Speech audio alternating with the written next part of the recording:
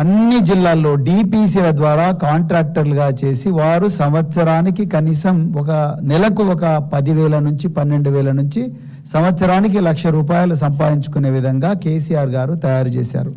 రేవంత్ రెడ్డి గారు మీ దగ్గర అన్ని డిపార్ట్మెంట్లు మీ దగ్గరే ఉన్నాయి. దయచేసి మీరు డిపిసి రికార్డులన్నీ తెప్పించండి. డిపిసిలో కూరగాయలు కానీ, మటన్ కానీ, చికెన్ కానీ, ఎగ్స్ కానీ, అదేవిధంగా పప్పు కానీ ఏవైనా టెండర్స్ ఎవరెవరికి వచ్చాయి, చివరికి శానిటేషన్ కెమికల్స్ కూడా, క్యాటరింగ్ కాంట్రాక్టర్స్ కూడా, అదేవిధంగా మరి మిగతా వాళ్ళందరూ. సో ఈరోజు ఈ విధంగా అయితే మనకు డబ్బులు రావని రాత్రికి రాత్రే 2025లో జీవో 17 తీసుకొచ్చారు. ఈ జీవో 17 తయారు చేసిన విధానం చూస్తే ఒళ్ళు గగురు పొడిచే నిజాలు బయటకు వస్తాయి, వెన్నులో చలి పుడుతుంది.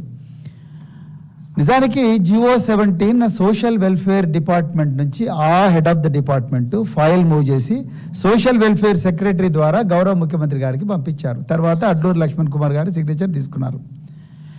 ఈరోజు జీవో 17 అనేది కేవలం ఎస్సీకే కాదు, SC, ST, BC, minority, model schools, ప్రభుత్వ పాఠశాలలు, అన్ని సమగ్ర శిక్షా అభియాన్, కేజీబీవీలు వీటన్నిటికీ వర్తిస్తుంది. అంటే ఈ ఫైలు పొన్నం ప్రభాకర్ గారి దగ్గరికి వెళ్ళాలి, అజరుద్దీన్ గారి దగ్గరికి వెళ్ళాలి, అదేవిధంగా ప్రిన్సిపల్ సెక్రటరీ సోషల్ వెల్ఫేర్కి వెళ్ళాలి, ట్రైబల్ వెల్ఫేర్కి వెళ్ళాలి, బీసీ వెల్ఫేర్కి వెళ్ళాలి, అదేవిధంగా డైరెక్టర్ స్కూల్ ఎడ్యుకేషన్కి వెళ్ళాలి.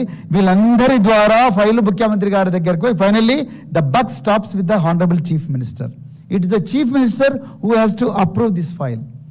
అలా పోలేదు ఇది head of the department social welfare. ఆ రోజు సోషల్ వెల్ఫేర్లో సెక్రటరీ ఒక ఆఫీసర్ అంటే మేము అధికారుల పేర్లు తీసుకోవడం ఈ పార్టీ సంస్కృతి, మన పార్టీ సంస్కృతి కాదు కాబట్టి మేము తీసుకోవట్లేదు.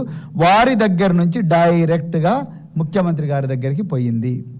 పొన్నం ప్రభాకర్ గారిని మేము ఇలా ఓపెన్గా అడగాలనుకున్నాం. వారు గన్ పార్క్ దగ్గర పోయి నేను పెద్దలు హరీష్ రావు గారు అందరం కూడా అడుగుదాం అనుకున్నాం. మీరు సిగ్నేచర్ పెట్టారా ఈ నోట్ ఫైల్లో? మీరు ఏం రాశారు? లక్ష్మణ్ కుమార్ గారు మీరేం రాశారు? అదేవిధంగా అజరుద్దీన్ గారు మీరేం రాశారు? మీ note file please show us the note file. It is the property of the government, it is the property of the people of Telangana అని మేము అడిగాం. మొట్టమొదటిది. రెండవది, అసలు ఎవరు గతంలో కేసీఆర్ గారు స్టార్ట్ చేసిన డిపిసి విధానం బాగలేదని ఏ ప్రిన్సిపల్ చెప్పారు? ఏ సెక్రటరీ చెప్పారు? ఏటూరు నాగరం ట్రైబల్ వెల్ఫేర్ పాఠశాల ప్రిన్సిపల్ చెప్పారా? లేకపోతే బండారుపల్లి బీసీ వెల్ఫేర్ పాఠశాల ప్రిన్సిపల్ చెప్పారా? సర్వేల్ ప్రిన్సిపల్ చెప్పారా? లేకపోతే గౌలిదొడ్డి ప్రిన్సిపల్ చెప్పారా? ఎవరు చెప్పారు? ఎవరైనా మీకు లెటర్లు రాసినరా ఈ విధానం బాగలేదు, దీనివల్ల చాలామందికి అన్యాయం అవుతుందని? ఎవరైనా కాంట్రాక్టర్లు మీకు అప్రోచ్ అయినరా? ఎవరు కాలేదు. రాత్రి మీ అంతటికి మీరే ఇది ఇంతమంది, అంటే కూరగాయలు సప్లై చేసే వాళ్ళ దగ్గర నుంచి, పప్పు దినుసులు సప్లై చేసే వాళ్ళ దగ్గర నుంచి, టూత్ పేస్ట్ సప్లై చేసే వాళ్ళ దగ్గర నుంచి, పామ్ ఆయిల్ సప్లై చేసే వాళ్ళ నుంచి, వీళ్ళందరి దగ్గర నుంచి కమిషన్లు తీసుకోవాలంటే రచ్చరచ్చ అవుతుంది. కాబట్టి ఇదంతా సింగిల్ విండో విధానం ద్వారా జీవో 17 తీసుకొచ్చి ఒక్కడి దగ్గర నుంచే ఒక్కసారి బటన్ ప్రెస్ చేస్తే 100 కోట్లు మన అకౌంట్లో. ఇంతకుముందు హరీష్ రావు గారు చెప్పారు, టీఎస్టీపీసీలో ఎట్లయితే 80 కోట్లు ఆదా అయిందో, నిజంగా ఇక్కడ మేము ఆ గలం ఎత్తకపోయినట్టే ఇదే వేదిక మీద 80 కోట్లు ఆ వాటర్ మార్క్ కాంట్రాక్టర్కు పోయేవి. గత 25 సంవత్సరాల నుంచి పప్పు దినుసులు అంటే కిరాణా వస్తువులు, అది ఉప్పు కావచ్చు, కారం కావచ్చు, ఇవన్నీ కూడా డిపిసిల ద్వారా జరుగుతున్నాయి.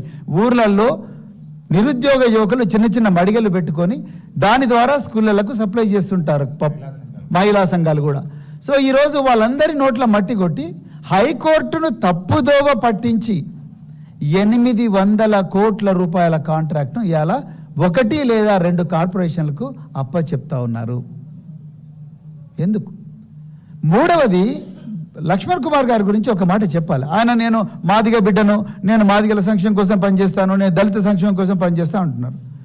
మేమంటున్నాము, అదే మాదిగ సమాజానికి చెందిన ఒక పారిశ్రామికవేత్త ప్రభుత్వ గురుకుల పాఠశాలలో చదువుకొని మన ఇండస్ట్రీస్, మన షూస్ అని చర్మకారుల కుటుంబం నుంచి వచ్చాడు కాబట్టి ఒక చిన్న ఇండస్ట్రీ పెట్టుకొని, సార్ నేను ఒక జిల్లా కన్నా షూస్ సప్లై చేస్తాను, అవకాశం నాకు ఇవ్వండి అని గౌరవ లక్ష్మణ్ కుమార్ గారి దగ్గర పోయారు, గౌరవ శ్రీధర్ బాబు గారి దగ్గరికి పోయారు. ఆయన ఆన్లైన్ అప్లై చేద్దామంటే 300 కోట్ల రూపాయల టర్నోవర్ చూపించమంటున్నారు. ఒక ఎస్సీ సమాజం నుంచి వచ్చిన వ్యక్తి, చర్మకారుల కుటుంబంలో పుట్టిన వ్యక్తి 300 కోట్ల టర్న్ ఓవర్ ఏ విధంగా చూపిస్తారు? అంటే you have raise the barriers in such a way that poor people cannot enter. పేదవాడు అసలు ఈ కాంట్రాక్ట్లోకి రాకుండా మీరు చూశారు. అందుకొరకే ఇవాళ మీరు చూడండి, ఈ వచ్చిన కాంట్రాక్ట్లన్నీ కూడా మీరు చదివితే ఆశ్చర్యపోతారు. Shoes, socks, school bags Mafatlal Industries, bedsheet, carpet, towel, blanket Mafatlal Industries, plate, glass, కటోరా world for exports, Chintamani Parshwanath. ఈ చింతామణి ఎవడయ్యా? నిరంజన్ కుమార్ జైన్. నిరంజన్ కుమార్ జైన్ ఎవరు? 1000 కోట్ల టర్న్ ఓవర్ ఉండి 30 సార్లు టోనీతోని నాకు హెరాయిన్ కావాలి, బ్రౌన్ షుగర్ కావాలని ఫోన్ చేసినాడు. ఇది నా కవిత్వం కాదు. పక్కనే ఉండే ఇంటిగ్రేటెడ్ కమాండ్ అండ్ కంట్రోల్ సెంటర్లో కూర్చొని సివి ఆనంద్ గారు ఇచ్చిన ప్రెస్ మీట్ ద్వారా నేను వీడియో చూపించాను. ఇప్పటికి కూడా కేసు నడుస్తుంది ఎన్డీపీఎస్ కింద. నిరంజన్ కుమార్ జైన్ అనే డ్రగ్ పెడ్లర్కు ఏది ట్రంక్ బాక్సుల కాంట్రాక్ట్ ఇచ్చారు. అంటే ఈ ట్రంక్ బాక్సుల ద్వారా చిన్నపిల్లలకు గంజాయి అలవాటు చేయించాలనుకుంటున్నారా? ట్రంక్ బాక్సుల ద్వారా చిన్నపిల్లలకు బ్రౌన్ షుగర్, హెరాయిన్ అందించాలనుకుంటున్నారా? కొకేన్ అందించాలనుకుంటున్నారా? ఒక్కసారి అంటే తెలంగాణ ప్రజలు ఆలోచించాలి. అసలే గంజాయి ఊరంతా పాకిందంటే గంజాయి స్మగ్లర్లకు ట్రంక్ బాక్సుల టెండర్లు ఎట్లా అప్పచెప్తారు?